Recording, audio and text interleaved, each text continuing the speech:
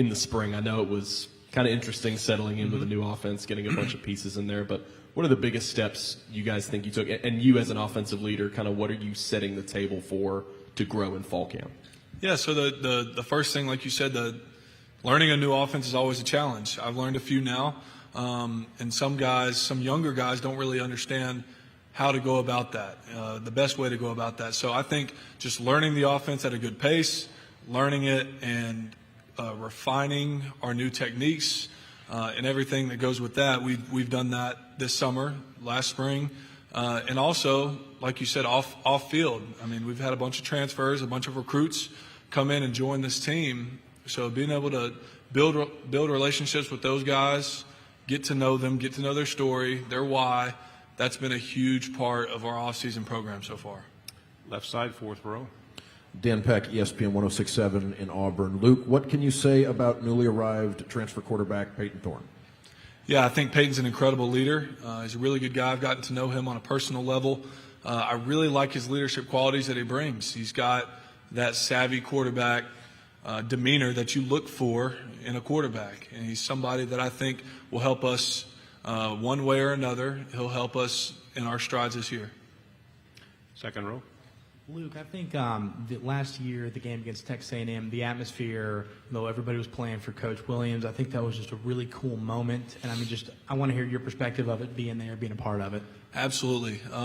That year had been very disappointing up until then with the way that we wanted it to go. It did not. And to just arrive there at that Tiger Walk to see that many screaming fans in orange and blue was something that I mentioned to a couple of you already earlier. I still get chills thinking about it. And it's something that you don't get very many places, and it's why I love this place. It's why I am so blessed and honored to represent Auburn today and hopefully every day.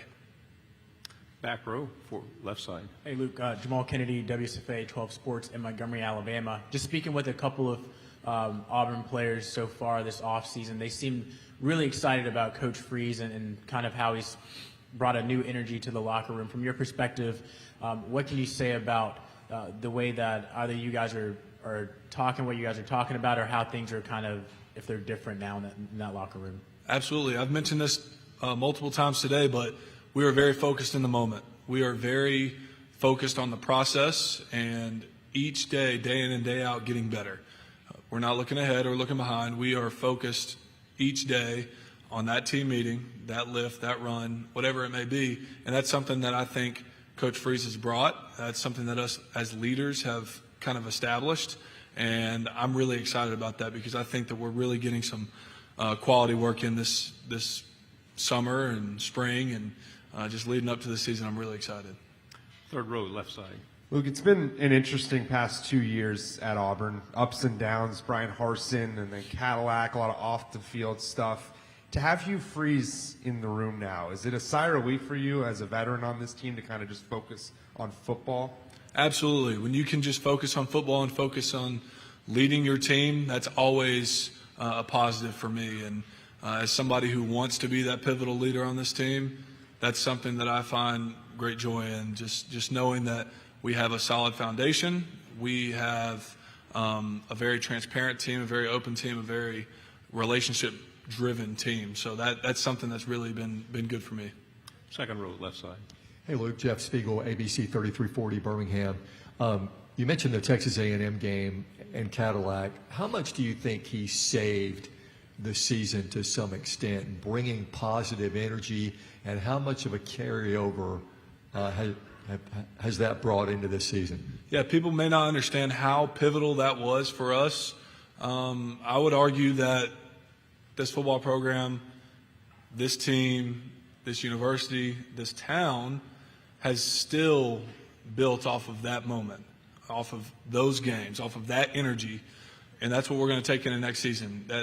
That kind of energy, that kind of unity is something that you build on hopefully for years to come. So it's been huge. Second row. Luke, you mentioned all the different offenses you've been a part of. I wonder, just from a football standpoint, can you compare what you guys maybe were running last season to what you guys are trying to run right now, just from a schematic standpoint? What are kind of the things you've noticed? Yeah, I mean, in college football, it's such a copycat league that There are so many overlapping qualities in each offense. Obviously, we saw a lot more under center, huddle, pro style stuff out of Coach Harsin, and you still get that kind of pro style out of Coach Freeze's offense and Coach Montgomery's offense. But obviously, being able to spread people out and just being the most versatile team, that's huge for us. We want to be in multiple different formations, lined up in multiple different spots, and just attack defenses where they least expect it. Front row. Chris Farblin, KCOU 881 FM in Columbia. So you've been at Auburn for a long time now. You played under Coach Malzahn, Coach Harsin, now Coach Freeze. Can you just compare their leadership styles and how they go about leading that locker room? Yeah, absolutely. I think all three of them are very different people personally, but that's good that I've gotten to know three of them personally. That's something that in college football, getting to know people, getting to know their background, like I said, with our players, the same as it's no different for coaches. They're people too.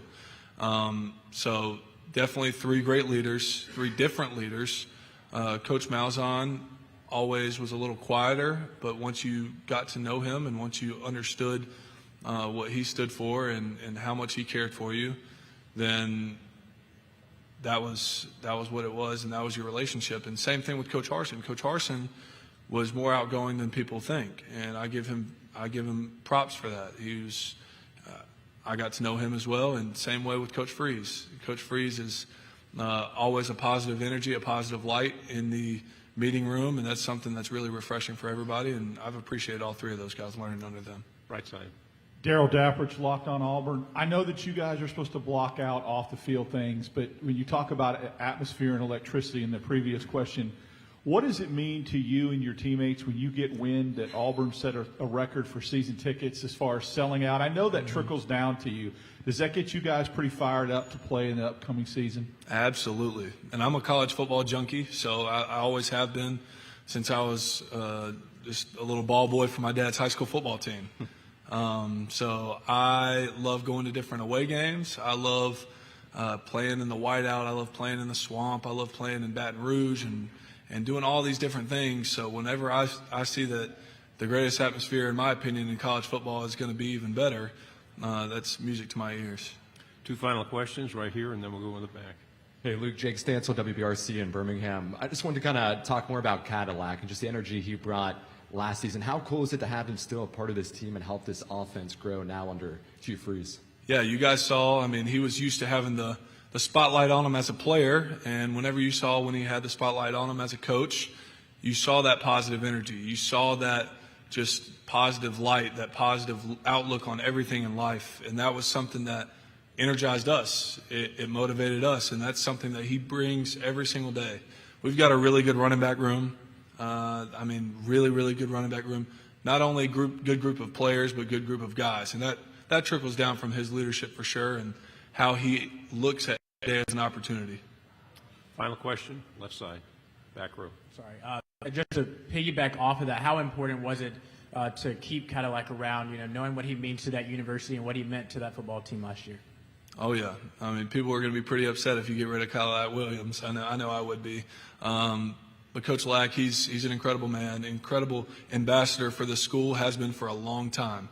And people with orange and blue in their blood, they want to see him around forever. So that was definitely important for our success. Luke, great job. Thank you very much. Thank you, sir. Yes, sir. Thank you, guys.